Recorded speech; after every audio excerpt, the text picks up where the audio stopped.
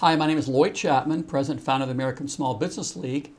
And today we're talking about our latest press release that's going out in response to the Obama administration's release on Friday of their small business contracting data. The Obama administration is claiming that they awarded 21.5% of all federal contracts to small businesses. And here's some information that I'd like to share with you about that. Of the top 10 recipients of federal small business contracts, 85% of the funds went to large businesses. 85%. The top recipient of federal small business contracts was Textron. They're a Fortune 500 corporation with, what does it say here? They've got 83,000 employees and $25 billion annual sale. That's a small business, right? 83,000 employees. Here's a couple other firms in the top 10 that the Obama administration says are small businesses. I can't even pronounce this. Sangyong. Sanjong Corporation, headquartered in Seoul, Korea. They got $254 million in federal small business contracts. Here's another one. Finmecanicia in Italy.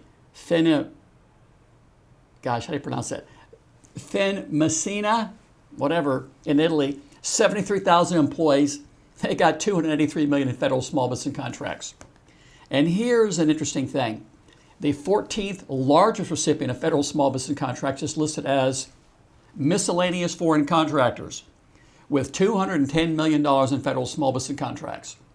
We did a Freedom of Information request to the GSA asking, say, who's in miscellaneous foreign contractors? And they're refusing to tell us. That's interesting. Normally they'll say, well, under exemption such and such under the Freedom of Information Act, we can't give it to you. They're just saying, no.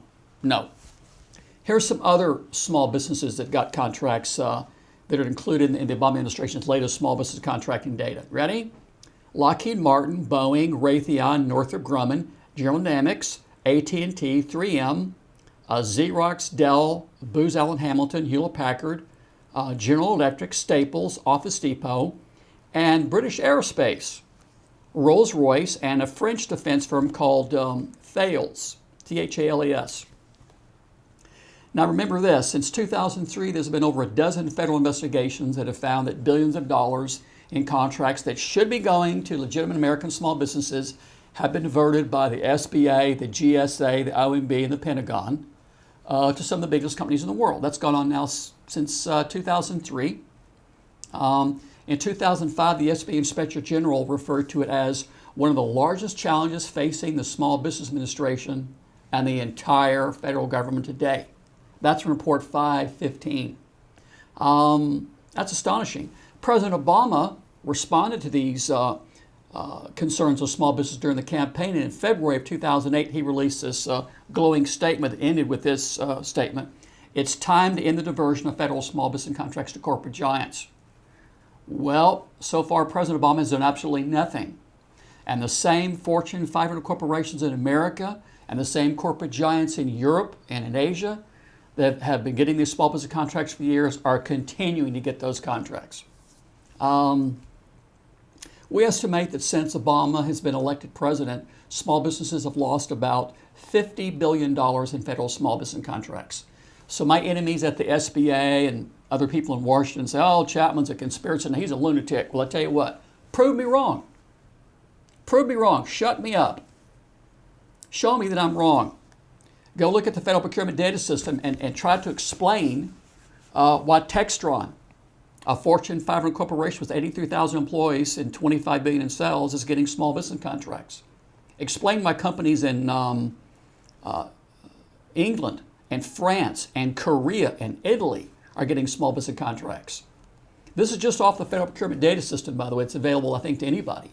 But it's time for somebody to meet it to ask people in the SBA, how is this happening? For 7 years, you said, oh, we've got that under control. It's not a problem anymore. There was some miscoding, some computer glitches, some honest mistakes, but it's all under control. They've said that now for 7 years. Baloney.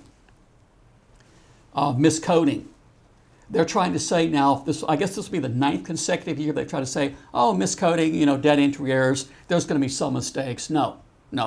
8 of the 10 largest recipients of federal small business contracts are large businesses, 85% of the money of the top 10 recipients went to large businesses. This isn't miscoding. I would love for someone in the mainstream media to ask anybody, Karen Mills or Mike Stanley of the SBA or President Obama, about miscoding. See, miscoding is like a data entry error.